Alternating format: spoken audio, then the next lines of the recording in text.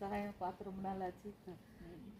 நல்லா இருக்கியா? வீட்டில் எல்லாம் நல்லா இருக்காங்களா? நல்லா இருக்காங்க. சரி. அப்புறம் நம்ம இப்போ வந்து மகளிர் தினம்லாம் கொண்டாடணும். நமக்கு இப்போ வந்து உங்களுக்கு மகளிர் தினம் உடனே பைபிளில் நம்ம யார் உங்களுக்கு ஞாபகம் வருது?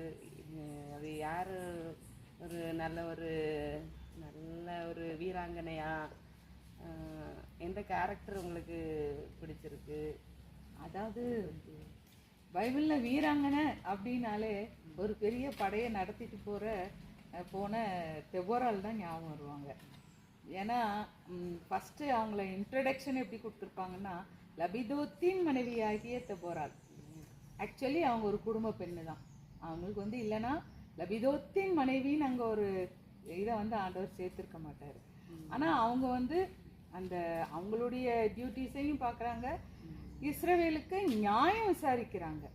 அவங்க வந்து அந்த தெபோராலின் பேரிச்சம் மரம்னே அந்த ஒரு மரத்துக்கு பேரே இருந்திருக்கு. அப்போ அவங்க வந்து அந்த அந்த மரத்துக்கு கீழே இருந்து வரவங்களுக்குலாம் அவங்க நியாயம் விசாரிக்கிறாங்க. அப்போ தான் அவங்களுக்கு எதிராக கானானியர் வந்து போர் தொடுத்து வராங்க. போர் தொடுத்து வரும்போது அவங்க பெரிய பலசாலிகள். அவங்க வந்து 90 இருப்பு ரதங்களோட வந்தாங்க.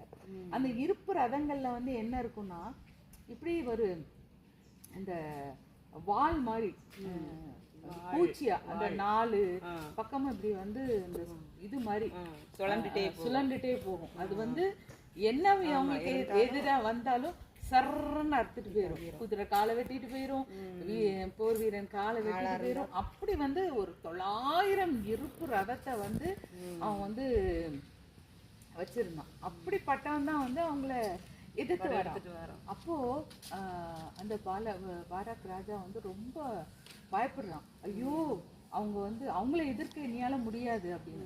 அப்போ இவங்க ஜெபம் பண்றாங்க. தெபோரால் ஜெபம் பண்ணும்போது ஆண்டவர் சொல்றாரு, இல்ல நீ தைரியமா போ, நான் வந்து உனக்கு இந்த யுத்தத்துல உன் கூட வருவேன் அப்படின்னு. ஆனா அங்க பாலக்கு வந்து பயப்படுறான், தொட நடுங்கி மாதிரி பயப்படுறான். நீங்க வரலன்னா நான் போக மாட்டேன் அப்படின்னு.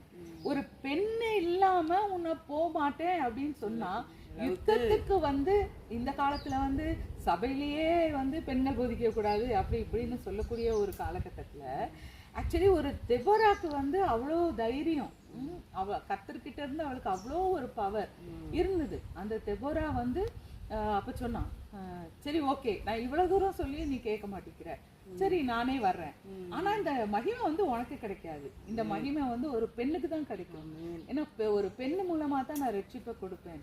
அப்போ ஒரு தெபோரா முன்னாடி கர்த்தரை துதிச்சுக்கிட்டே பாட்டு பாடிட்டு போறா. அங்க அவன் எதிரி எவ்வளவு வல்லமையா இருந்தா, போடா எனக்கு என்ன பயம், என் கூட ஆண்டவர் வராரு, ஆண்டவரோட வார்த்தை வருதுன்னு அவர் தைரியமா. இதை விட ஒரு பெரிய ஹீரோயின் பைபிள்ல இருக்கவா முடியும்?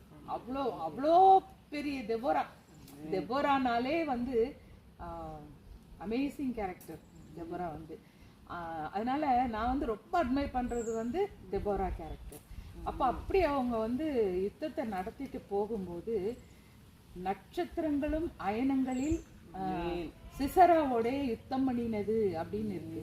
அது மட்டும் இல்ல, திடீர்னு எங்க இருந்தோ காற்றாற்று வெள்ளம் வந்து கீசோன் நதியில அந்த படைகளை அடிச்சுட்டு போச்சு. அவன் உயிருக்கு பயந்து சிசேரா ராஜா உயிருக்கு பயந்து ஒரு பொம்பளை கிட்ட போய் பதுங்குறான். அப்போ ஆண்டவர் வந்து அந்த யுத்தத்துல தெபோராளுக்கு வெற்றி கொடுத்தது மாத்திரம் அல்ல, தெபோரா பேரையே அங்க வந்து ஒரு நிலை நிறுத்துறாரு.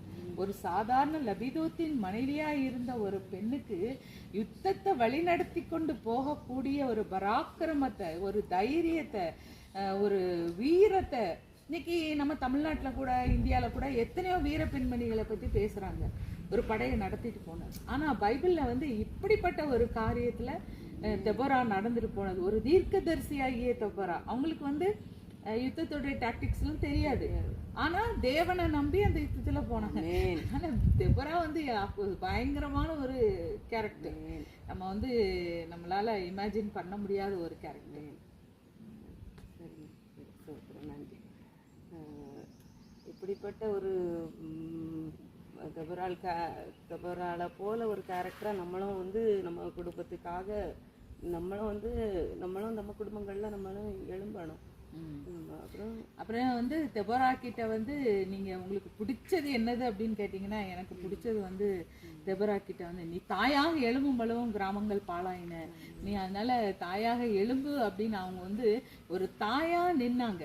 அந்த நேரத்துல ஒரு படையை வழி நடத்திட்டு போறதுக்கு அவனை தட்டி கொடுத்து, தேனிய அவன் பயந்து நடுங்கி கிடந்தவனை தட்டி கொடுத்து, உன்னால முடியும் வா போருக்கு போலாம் அப்படின்னு சொல்லி பல பேரை என்கரேஜ் பண்ணி அந்த படையை வந்து வழி நடத்திட்டு போகக்கூடிய தைரியம் அவங்களுக்கு இருந்துச்சு. இன்னைக்கு நிறைய பெண்களுக்கு வந்து நம்மளால முடியுமா, நம்மளால இதை சாதிக்க முடியுமா அப்படின்னு நிறைய பேர் வந்து கேள்வி கேட்டு அப்படியே முடங்கி தோண்டு போயிருக்காங்க. இன்னைக்கு ஆவிக்குரிய வாழ்க்கையிலையுமே நமக்கு வேண்டியது அப்படி ஒரு பெரிய தைரியம். இன்னைக்கு நமக்கு வந்து ஆண்டவர் சொல்றாரு எபேசியர் 6ல், உனக்கு வந்து யுத்தம் வந்து மனுஷனோட இல்ல, அந்தகார லோகாதிபதிகளோடு உனக்கு யுத்தம் இருக்கு, ஆகாயத்து மண்டத்துல இருக்கிற பிரபுக்களோட உனக்கு யுத்தம் இருக்கு. நீ வந்து நமக்கு உள்ள யுத்தம் வந்து ரொம்ப பெருசு.